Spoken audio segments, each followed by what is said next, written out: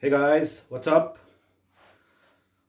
So today I am back in front of you with a new video, and this time I am I've just recently completed a book, and this is a book. The name of the book is Superpower: The Amazing Race Between China's Hare and India's Tortoise. And this book has been written by Raghav Bahal, and the publisher of the book is Penguin India.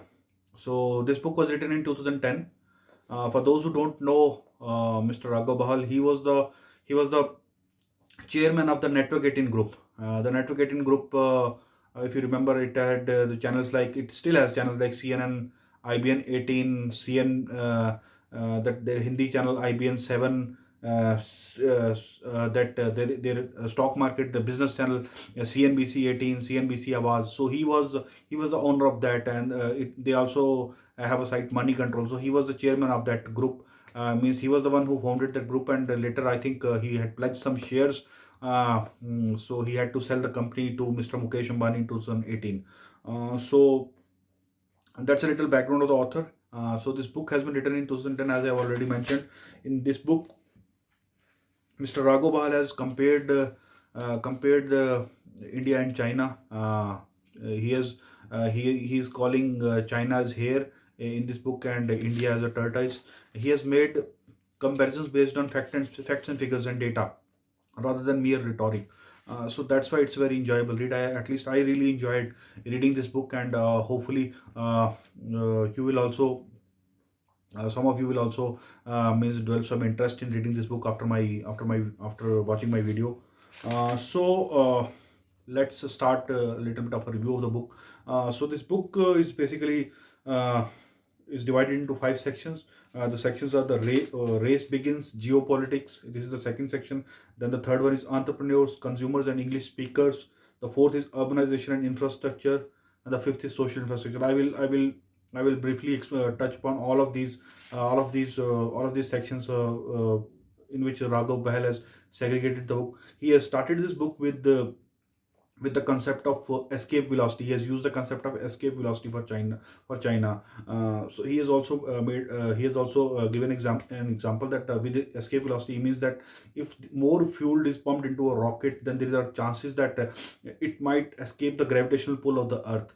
And he has then compared this concept with China's growth, that they have invested so much, they have pumped in so much of money, they have grown at such a scale that they have defied all the conventional wisdom and all the conventional rules of the economists, because the economists say that if you are galloping at 10% or 12% GDP growth rate, that is not sustainable for a longer period of time. But as per Raghav, China has defied all those economies. It has proven all those economies wrong, and it is still doing that. Even 10 years down the line, this book was written in 2010. In 10, even after 10 years, the maximum things, whatever are written in this book are still true. China is still going from strength to strength, and now they have after Xi Jinping, means after he has come on the screen, the things have means he they have adopted a new expansionist sort of a streak where they want to grab as much land as possible of their neighbors.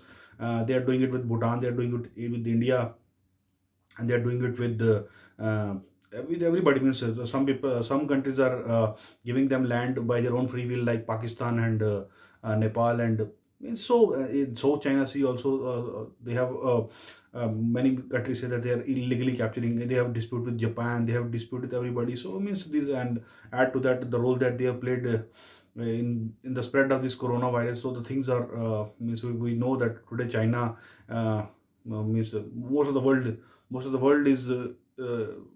doesn't think highly of China as of today, as of 2020.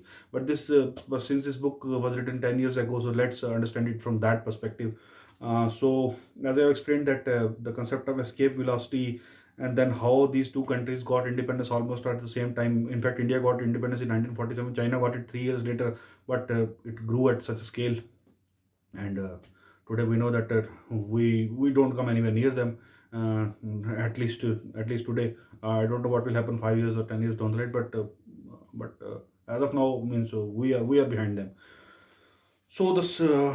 So the first section, the race begins. Here he talks about how both India and China fared after that Lehman Brother Bank means its collapse. It's when it became bankrupt. It affected almost the whole of world. The U.S. economy got impacted, and when U.S. economy gets impacted, the almost every economy of the world gets impacted. But India and China were the two economies that remained insulated after that Lehman Brother crash.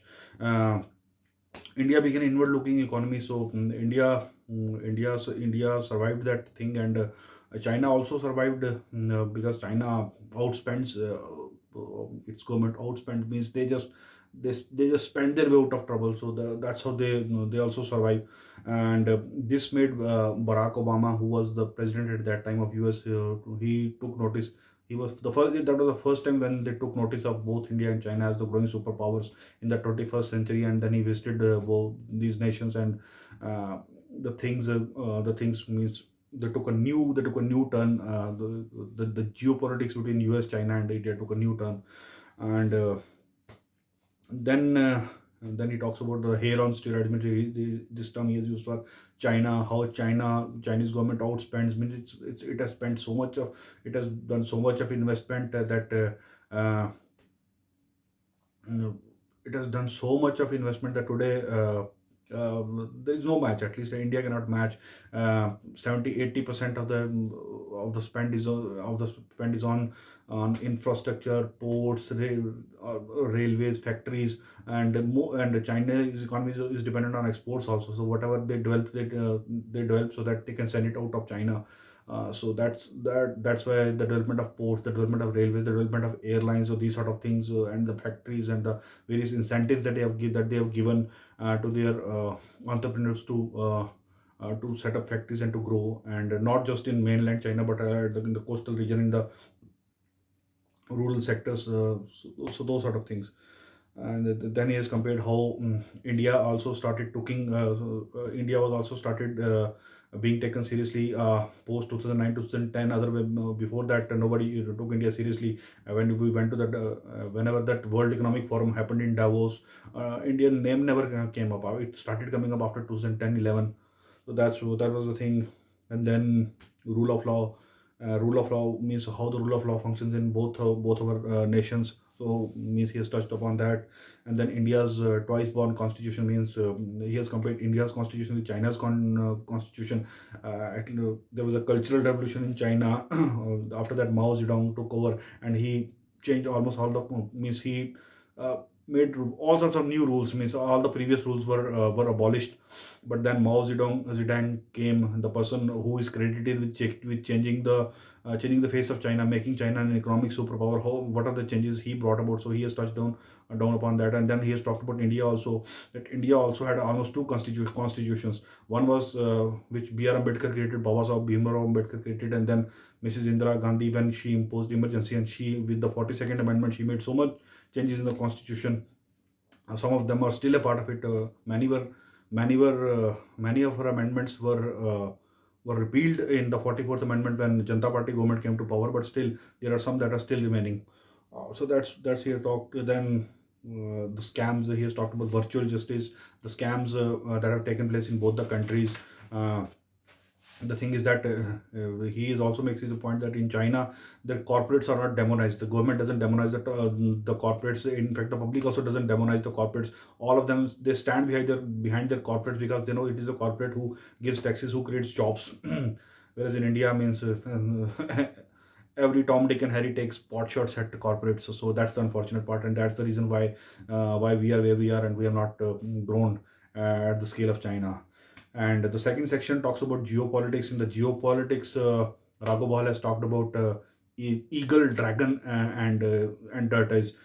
So eagle, dragon, and elephant. So eagle, I think he by eagle he means US, dragon he means India, and elephant he means by elephant he means sorry, eagle he means US, dragon he means China, and elephant he means India.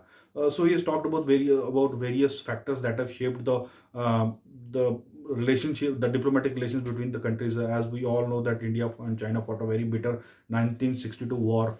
After that, there was almost there were almost no diplomatic relations. I think in Rajiv Gandhi was the one who then broke the ice in when he was the prime minister, and he went there to China, and after that things started improving a little bit in India and China. With regards to the US, didn't even recognize China until 1971 or 72. It's on the advice of Henry Kissinger, who was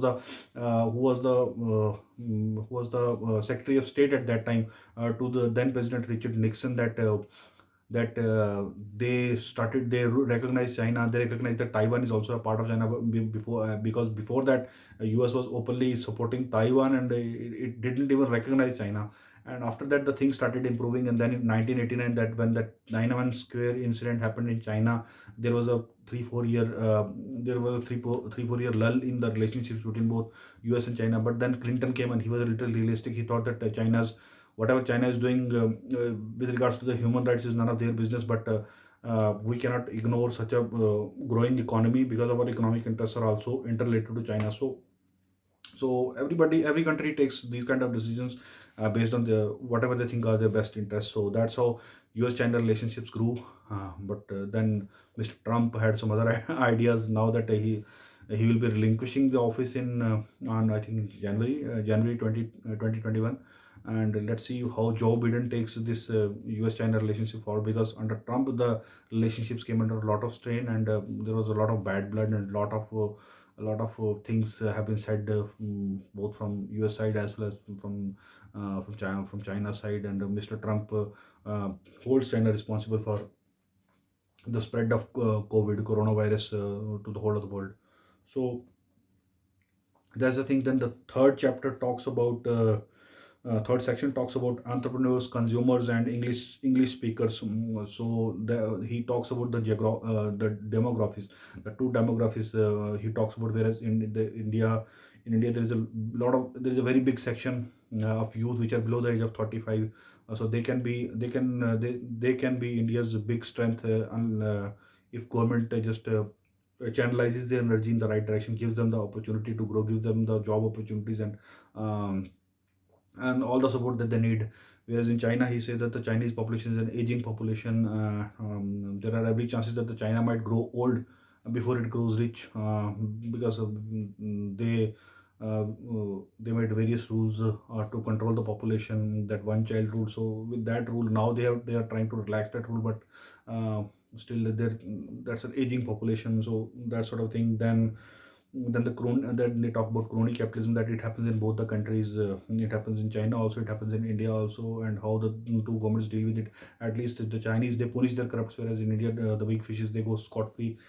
And then he talks about the stock markets of both the countries. Indian stock market is older than Chinese stock market, but at least Indian stock market is still.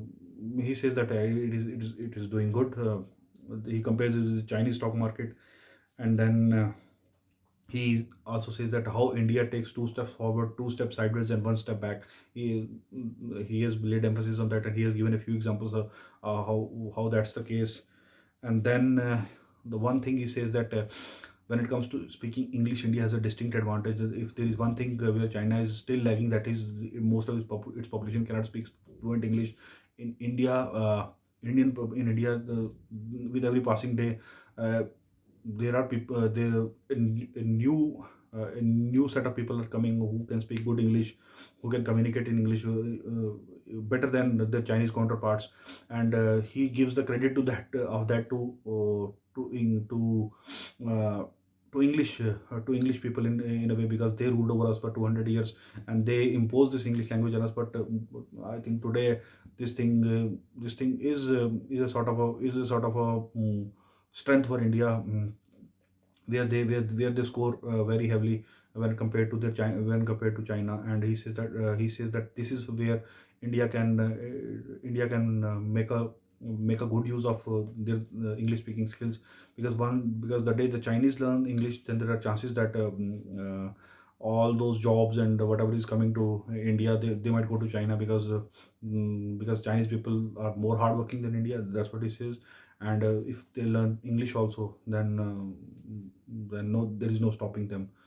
So this he said in 2001, 2010, but today, after this coronavirus thing, a lot of things have changed. As you would have seen, many of the companies are taking out their investments, taking out their offices out of China and moving them to other countries. So all of them have not come to India, but still, many companies have announced that now they have set up that now they will set up their plants in India, they will move them from China and they will set them in India. So this is how it is, and let's see how it goes, how much it helps India. And then the fourth section talks about urbanization and infrastructure. Means how China has stifled the voices, how China has means there is no place of dissent in China. Means whatever Chinese government decides to do, it does. It's a one party system. The Communist Party rules China. There is no second party. So that's how it deals with the it deals with this dissent. And then he talks about roads, how China has built some great roads. The name of the chapter is roads have an ideology, they are capitalist. So yeah, means if the network is good, if the approachability is good, that helps the economy to grow. And that's how China grew, and that's how he gives the example of US also, that how US grew in 1920s or 1930s. He gives the example where their president also made a separate agency who was tasked with building the highways and expressways. Same thing was done by China also. And he also makes it a point that driving on those expresses is not free in China. China is one of the highest toll collectors of the world. I think it was under Vajpayee government that they also started focusing on building world-class highways and expressways, and that's when National Highway Authority of India was formed. And after that, we can see that a lot of highways have been built. The road minister that Vajpayee tasked to do all this was Mr. B.C. Khanduri, Bhuvan Chand Khanduri, and he built means he was instrumental in building that golden quadrilateral. Three-fourths of it was built under Vajpayee government time, and the remaining was completed by Congress. And from then on, the highways means a lot of highways have been built. And even this government is also laying this Modi government is also has also laid a lot of focus on building highways in the last 6 years that they have been in power. And a lot of highways have been built, a lot of new highways have been announced. And we will see how things go with these highways, these expressways. And then he talks about India. Then he talks about he compares the railways, that India had a distinct advantage, a 25-year advantage over China when it compares to railways, but it has squandered all of them. China built world-class railways. It has brought railways right up to Nepal, to Tibet, to every place. Whereas India, petty politics, because of petty politics, Indian railways suffered. Most of the railway ministers they announced their railway budgets. If you remember, there was a separate railway budget few years ago, and they used to announce all sorts of trains in their constituencies. All sorts of means the fares were not allowed to increase every time. Some sort of a protest. Whenever there was a talk about increasing the fare of the trains, some party or the other protested or withdrew support or whatever. This kind of petty politics, in this kind of mess, Indian Railways remained, and it is still means it is still the things are not improved. And we can see that in the filthiest trains, means the dirtiest trains, the inefficient trains India has, which don't reach on time. There are no facilities. Means the customers, the passengers going in those trains, they suffer. Whereas in China, means he is in this chapter he gives comparison how China has built world class trains, and the network is. There is no match when you compare India with China today. There is no match. Whereas India had a 25-year advantage over China, and Britishers built Indian railway tracks. I think 10 years down the means even 10 years ago, India was using the same tracks. Those were the ones built by Britishers. Now they might be just expanding them, but still long way to go with regard to the railways. It's a very depressing thought. Mm, and then he talks about means how China has built bullet trains, whereas in India the bullet train is still not in sight. for the next at least 4 5 years. This government has announced a few plans, but let's see how it goes. And then he says that how the China has expanded its airline space, means how big it has become. Whereas in India, uh, almost everybody everybody failed when it comes to airlines. I mean, he talks about that JRD Tata started the Air India, but then he was considered very close to Congress. So when Janta Party government came, they threw him out.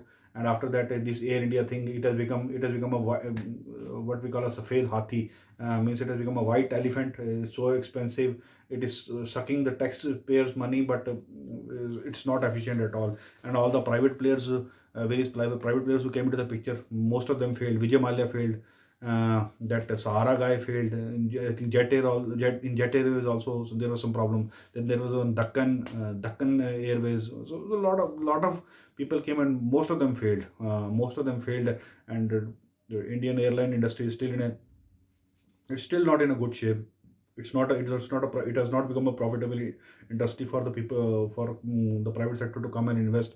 When it comes to the airports also. There was a ban to privatize after a lot of time. These some airports have got privatized, and we have seen that Delhi airport got privatized and Mumbai airport got privatized, and they became two of the best airports of India. Or I think they have some ranking in the world order also, but I don't know. I'm not very sure about that. So, but yeah, the thing is that, and he gives and Raghav Bahl gives an example of one of the civil aviation minister, and he said that I will not allow any foreign airline to come to India. That I will not allow that to happen. If it that can only happen over my dead body. This was the attitude of India's civil aviation minister. So, what can you expect from that sector? How will that sector grow? And that's what has happened. And then he talks about the container growth in China, means how in various containers when you put in your stuff and you send it on ships. The China became one of the big players in that, whereas India is still lagging behind. So all sorts of things. The how China built its ports, India is lagging in that sector also. So yeah, this chapter may really depresses you a lot when you see that India has a lot of ground to cover. And then in the last section, he talks about social infrastructure. In the social infrastructure, he talks about that unless and until India unless and until India invests heavily in education and healthcare, means it has got no chance. There is no way that without spending money on healthcare infrastructure, you can become a rich nation. You can become a prosperous nation. If you Unless and until you spend on these two sectors, you cannot take people out of poverty. These are the two sectors where China spent it the heaviest in the last 15 20 years, and the results are in front of everyone. So many people have come out of poverty. So these are the two sectors which need a lot of focus: healthcare, education, and the third one is agriculture. In agriculture also, China took some very bold reforms, very bold land reforms. So it has not happened. It has not happened in India. Means the land reforms, as we know, means uh, with regards to the land reforms, with regards to the agricultural reforms, means no government has been bold enough to take those kind of steps, and that's why India is suffering in all these three sectors: agriculture, healthcare, and education. So unless and until these three sectors start performing, and special focus is needed in these sectors. Unless and until we put that focus, we put that money, we put that energy, you know, we have go means we will continue to struggle. That is the main gist of of this section. And then Raghav Bahal ends the book by saying that he thinks it's still advantage China. 10 years have passed, and still I think his assessment is true that it's still advantage China.